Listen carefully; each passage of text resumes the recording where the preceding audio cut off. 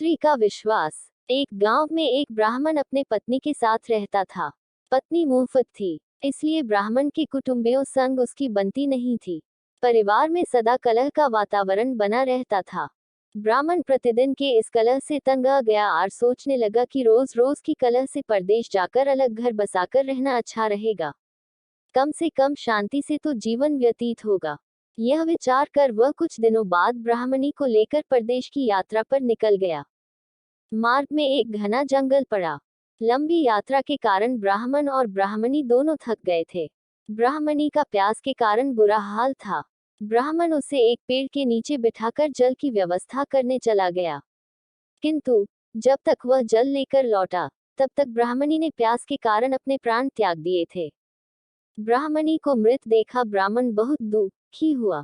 वह ईश्वर से प्रार्थना करने लगा, हे ईश्वर, मैं अपनी पत्नी के साथ नया जीवन आरंभ करने परदेश जा रहा था। तूने उसके ही प्राण हर लिए। कृपा कर भगवान, मेरी पत्नी में पुनः प्राण फूंक दे। ब्राह्मण की प्रार्थना सुन ईश्वर की आकाशवाणी हुई, ब्राह्मण, यदि तू अपने आधा प्राण ब्राह्मणी को दे देगा तो वह जी उठेगी। ब्राह्मण ने अपना आधा प्राण ब्राह्मणी को दे दिया।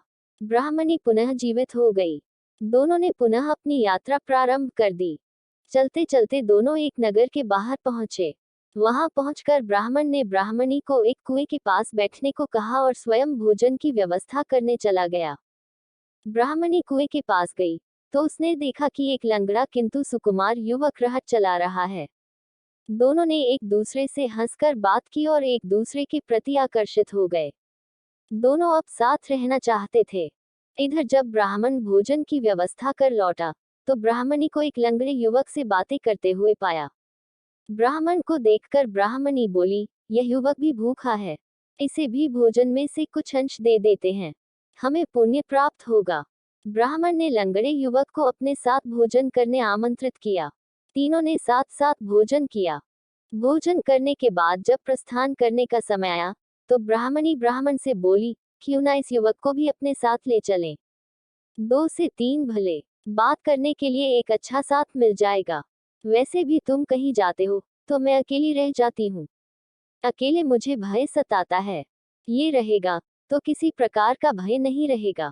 ब्राह्मण बोला, हम अपना बोझ तो उठा नहीं पा रहे हैं, इस लंगड़े का बोझ कैसे उठाएंगे। मेरी मानो इसे यहीं छोड़ो, हम दोनों आगे बढ़ते हैं। किंतु ब्राह्मणी का हृदय लंगड़े पर आसक्त हो चुका था।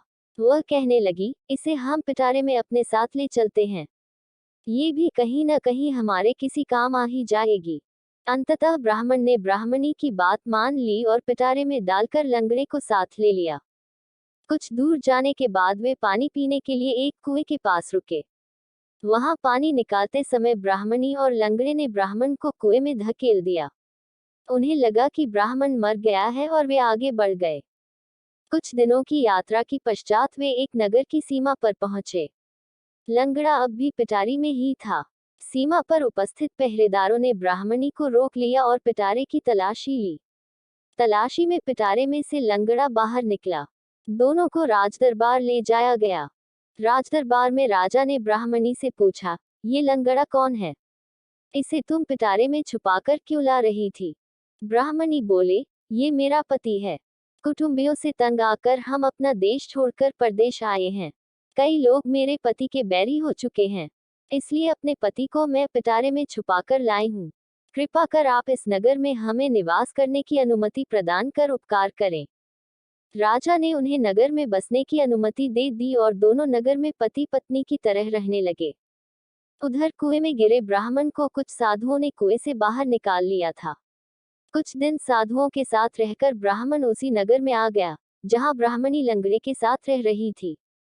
एक दिन ब्राह्मण की ब्राह्मणी से भेंट हो गई, जिसके बाद दोनों में कहासुनी होने लगी। बात बढ़कर राजा के समक्ष पहुंची। राजा ने ब्राह्मणी से पूछा, ये कौन है। ब्राह्मणी बोली, ये मेरे पति का बैरी है, उसे मारने आया है, इसे मृत्यु दंड दीजिए। राजा ने ब्राह्मण को मृत्यु दंड की आज्ञा दी, जिसे सुनकर ब्राह्मण बोला, महाराज, आपका दिया हर दंड मुझे स्वीकार है, किंतु मेरी एक विनती सुन लीजिए। इस स्त्री के पास मेरा कुछ है, उसे दिलवा दीजिए।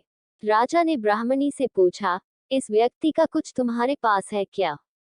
ब्राह्मणी बोली, नहीं महाराज, मेरे पास इसका कुछ भी नहीं। ये झूठ बोल रहा है। तब ब्राह्मण बोला, तूने मेरे प्राणों का आधा भाग लिया है। ईश्वर इसका साक्षी है। ईश्वर से डर स्त्री, अन्यथा बहुत बुरा परिणाम भोगेगी। ब्राह्मणी यह बात सुनकर डर गई और बोली, जो कुछ भी मैंने तुझसे लिया है वह तुझे वापस करने का मैं वचन देती हूँ। यह कहना थी कि ब्राह्मणी नीचे गिर गई और वहीं मर गई। उसके आधे प्राण अब वापस ब्राह्मण में समा गए थे। ब्राह्मण ने राजा को समस्त वृतांत कह सुनाया। सारी बात जानने के बाद राजा ने लंगड़े को उसकी करतूत के लिए कारावास में डाल दिया। सीख, बुरे कर्म का बुरा फल मिलता है। जिसने आप पर उपकार किया हो उसके प्रति कृतज्ञ रहो। संबंधों में प्रेम और विश्वास को महत्व दो।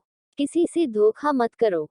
अगर यह कहानी आपको पसंद आई हो तो प्लीज़ मेरे चैनल को लाइक, सब्सक्राइब और शेयर करें। धन्यवाद।